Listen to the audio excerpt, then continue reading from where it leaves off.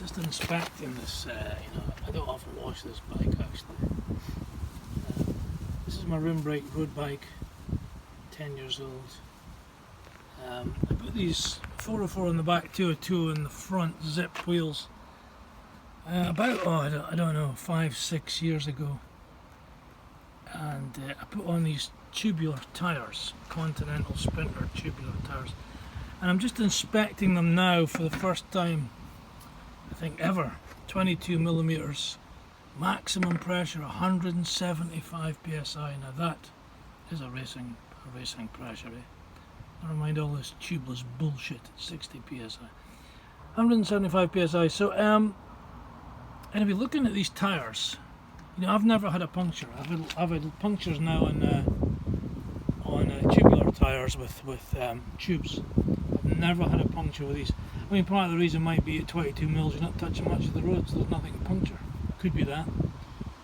But looking at them, there's no wear and tear. These tyres look new.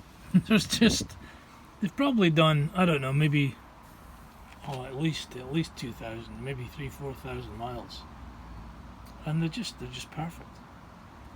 And I don't know why more people don't use them. I mean, I think the reason is that they worry if they get a puncture they're finished, but I just carry a spare tubular tyre, and if I have a puncture I'll pull this one off, rip it off, and just put a new one on. Now obviously when I put the new one on I won't be able to glue it on, but if I inflate it I'll be able to roll back at a low speed just using the tyre in place, because it'll grip the rim. The rim's made to hold the tyre. The alternative is, of course, you can take out the valve core, pour in some liquid rubber, some stand tubes or some other liquid rubber, and that'll seal it pretty quick as well if it's a small one, small hole. The only issue with that is, because I think I've already got some sealant in here, is that the sealant can block up, can glue up the air hole. But you'll know that when you're inflating the tyres, because it won't be able to inflate the tyres or deflate the tyres if the sealant has sealed up the actual valve hole itself.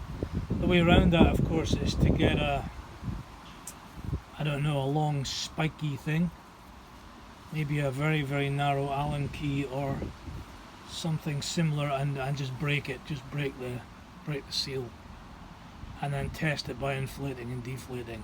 So it's worth testing if the tyres are inflated and deflated anyway before you set off, because even if you have a slow puncture or a leak, you want to be able to inflate the tyre, so just check that. But apart from that, I recommend everybody uses tubular tyres.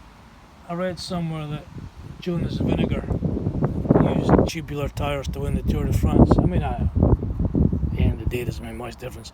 But I think they're great. I just think this is how tyres should be, mainly because they are concentric, they're circular.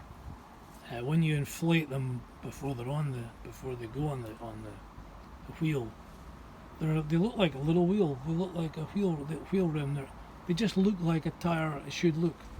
And I am convinced that despite all this fucking rubbish they come out with, the rolling resistance of these things, because of the shape,